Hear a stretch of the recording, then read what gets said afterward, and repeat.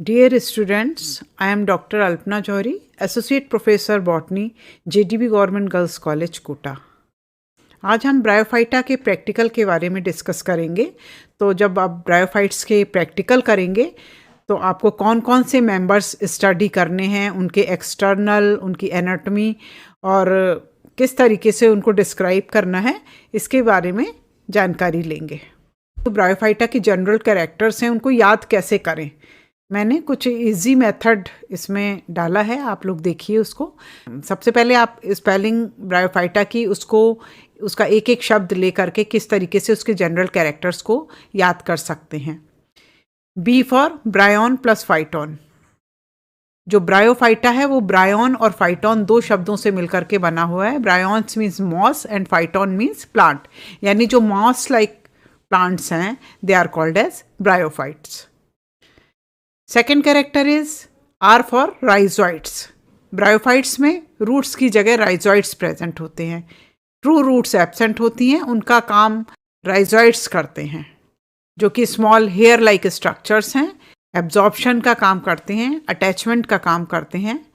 इसके बाद है वाई के लिए हमने एम्ब्रियो लिया है। यहाँ पर इनमें एम्ब्रियो बनता है, मेल और फीमेल गैमीट के फ्यूजन से जाइगोट बनता है और जाइगोट से डेवलप होता है एम्ब्रियो। नेक्स्ट है O for oogamous sexual reproduction. Vegetative propagation भी होता है इसमें, लेकिन oogamous यानी जो फीमेल एग है वो स्टेबल रहता है और केवल मेल गैमीट्स मूव करते हुए फीमेल गैमीट की तरफ आते हैं। P for presence of jacketed sex organs. इसमें सेक्स ऑर्गन्स जैकेटेड होते हैं क्योंकि जो ब्रायोफाइट्स हैं वो लैंड पर आ जाते हैं। सेक्स ऑर्गन्स को प्रोटेक्ट करने के लिए ये इनके ऊपर एक आवरण होना जरूरी है, कवरिंग होना जरूरी है, ताकि वो प्रोटेक्टेड रहें। तो इसमें जैकेट बनना शुरू हो जाती है।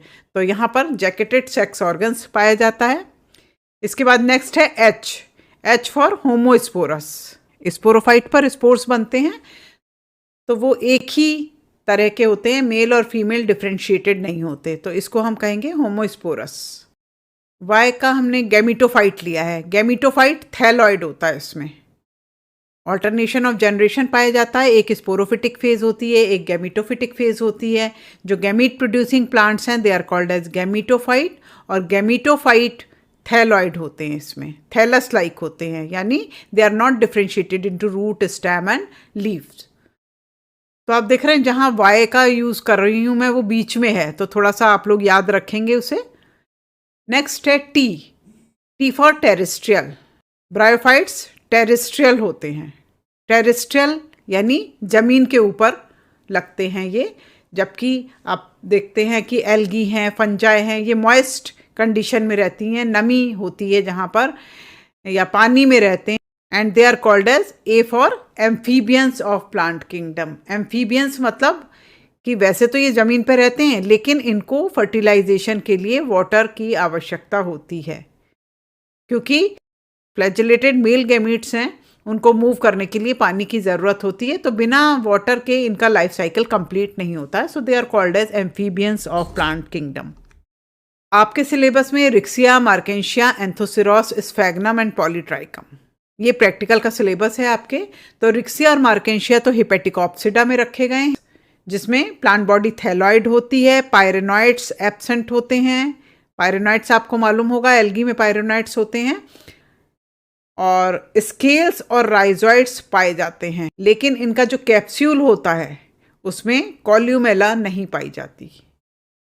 अभी आपको बताएंगे डिटेल में कि कैप्सूल क्या होता है, वैसे आपने थ्योरी में सब पढ़ ही लिया होगा। नेक्स्ट है एंथोसिरोटॉप्सिडा। एंथोसिरोटॉप्सिडा में हर एक सेल के अंदर क्लोरोप्लास्ट होगा जिसमें पायरेनॉइड पाया जाएगा, ये इसका इंपॉर्टेंट कैरेक्टर है। प्लांट बॉडी इसमें भी थैलॉइड ही होती है, लेकिन स्केल्स नहीं पाए जाते। राइजोइड्स भी पाए तो जाते हैं, लेकिन केवल स्मूथ वॉल्ड ही होते हैं, और थैलस होमोजीनियस होता है। अभी आप देखेंगे वर्टिकल सेक्शन, जब हम इसका vertical transfer section Riccia, marchantia, Anthoceros का आपको बताएंगे, तो उसमें आप देखेंगे कि किस तरीके से उनका डिफ्रेंशिएशन किया जा सकता है कि कौन सा रिक्सिया है, मार्केंशिया है या एंथोसिरोस है।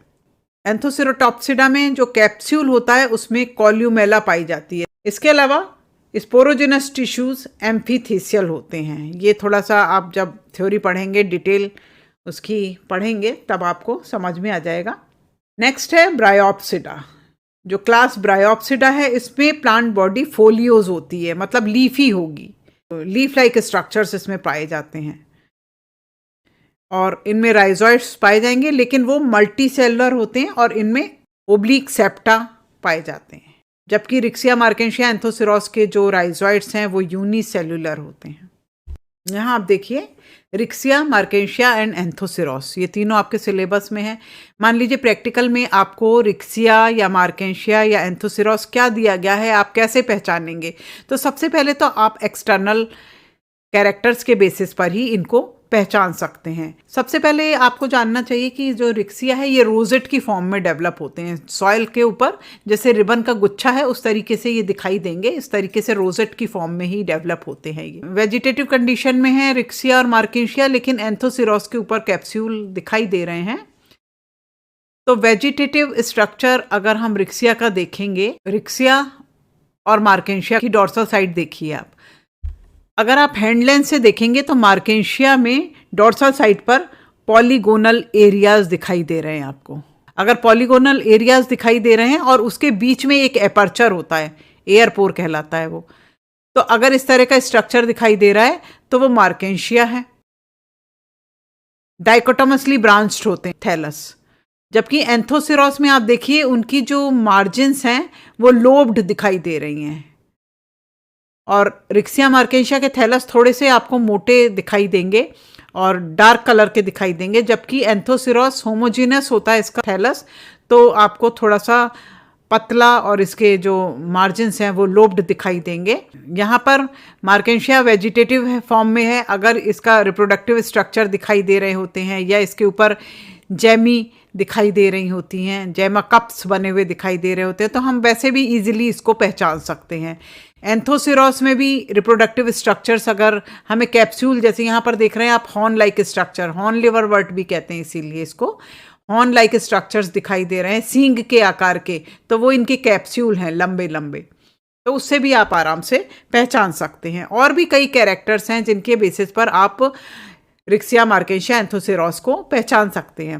जैसे अगर आप इनका वेंट्रल साइड देखेंगे तो रिक्सिया में आपको मार्जिन पर, मार्जिन मतलब किनारों पर ब्लैक कलर के स्केल्स दिखाई देंगे, एक्चुअल में वॉयलेट पर्पल कलर के होते हैं। तो वो स्केल की पूरी लाइन आपको रो पूरी दिखाई देगी मार्जिन्स पर, तो आप समझ जाएंगे कि वो रिक्सिया है। रिक्सिया का थैलस वैसे भी थोड़ा सा पतला होता है मार्केंशिया से, रिबन लाइक होते हैं ये, तो पतले होते हैं और मार्जिन पर स्केल दिखाई दे जाएंगे, तो उससे आप तुरंत पहचान जाएंगे कि ये थैलस रिक्सिया का है। जबकि मार्केंशिया में थैलस थोड़ा सा ब्रॉड भी होगा और जो इसके स्केल्स हैं वो मार्जिन पर नहीं होते हैं, मिड वेंट्रल पोजीशन के दोनों तरफ होते हैं। तो मिड वेंट्रल जो पोजीशन है उस पर तो राइजोइड्स होंगे सभी में, तीनों में। एंथोसिरोस में स्केल्स पाए ही नहीं जाते, तो इस आधार पर आप रिक्सिया मार्केंशिया एंथोसिरोस तीनों को पहचान सकते हैं। जैसे अभी मैंने पहले आपको बताया कि रिक्सिया रोजेट की फॉर्म में होता है। इसका डॉर्सल सरफेस और वेंट्रल सरफेस अगर आप देखें तो मिड डॉर्सल ग्रूव इसमें दिखाई देता है, खांच सी दिखाई देती है बीच में, और एपिकल नॉच दिखाई देती है, एपेक्स की तरफ एक थोड़ा सा दबा हुआ पोर्शन नॉच दिखाई देती है। और अगर इसकी वेंट्रल सरफेस देखेंगे तो मिड वेंट्रल पोजीशन पर आपको राइजोइड्स दिखाई दे रहे हैं और मार्जिन्स पर स्केल्स दिखाई दे रहे हैं। अब आपको सेक्शन कटिंग करनी होगी थैलस का वर्टिकल ट्रांसफर सेक्शन।